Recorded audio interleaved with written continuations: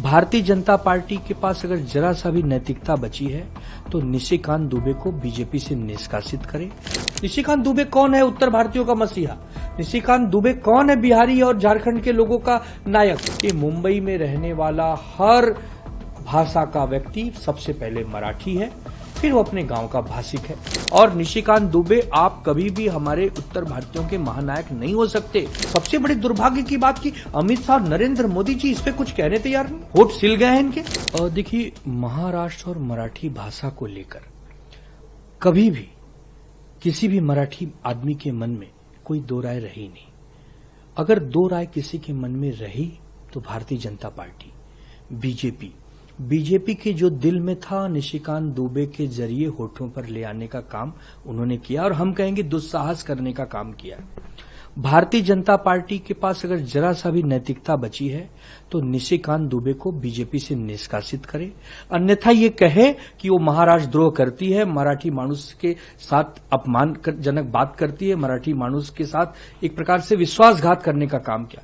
इतना बड़ा मैंडेट महाराष्ट्र ने दिया, इतनी बड़ी जीत महाराष्ट्र ने दिलाई, और बदले में महाराष्ट्र को क्या मिला कि महाराष्ट्र के मराठी लोगों को यूपी बिहार में आइए तो पटक पटक के मारेंगे।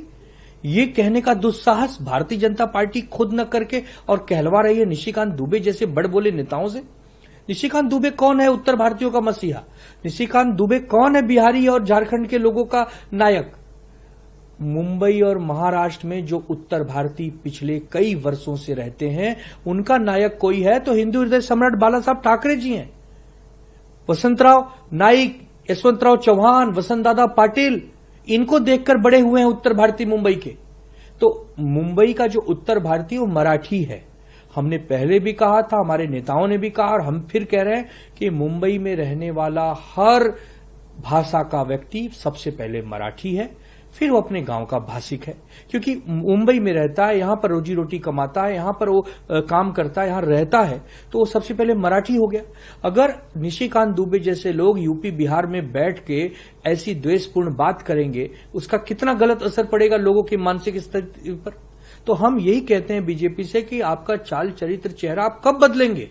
इतनी बड़ी जीत, और सबसे बड़ी दुर्भाग्य की बात की अमित शाह, नरेंद्र मोदी जी इस पे कुछ कहने तैयार नहीं, जैसे मुंह पर मुंह दबा के बैठे हैं, होठ सिल गए हैं इनके। ऐसे बाकी विषयों पे बहुत तेज बोलते हैं। हम मांग करेंगे भारतीय जनता पार्टी के राष्ट्रीय अध्यक्ष जेपी नड्डा से कि आप अगर हैं अध्यक्ष, कागज पे अध्यक्ष नहीं है, सचमुच अध्यक्ष हैं, आपकी आत्मा अभी जीवंत है, तो निशिकांत दुबे जैसे व्यक्ति का इस्तीफा लीजिए, उनको पार्टी से निष्कासित कीजिए। क्योंकि उन्होंने एक पूरे की पूरी जाति को ही उन्होंने एक प्रकार से चोट पहुंचाने का काम किया, ठेस पहुंचाने का काम किया। और निशिकांत दुबे आप कभी भी हमारे उत्तर भारतीयों के महानायक नहीं हो सकते।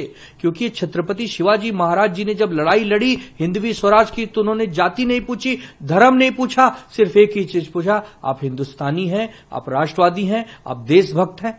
और आप ऐसे मराठी लोग जो इतने प्यारे हैं, पूरे भारत में सबसे ज्यादा टैक्स मुंबई देती है, पूरे भारत में बॉलीवुड को पहचान मुंबई देती है, ऐसे मराठियों को आप कह रहे हैं कि हम पटक पटक के मारेंगे?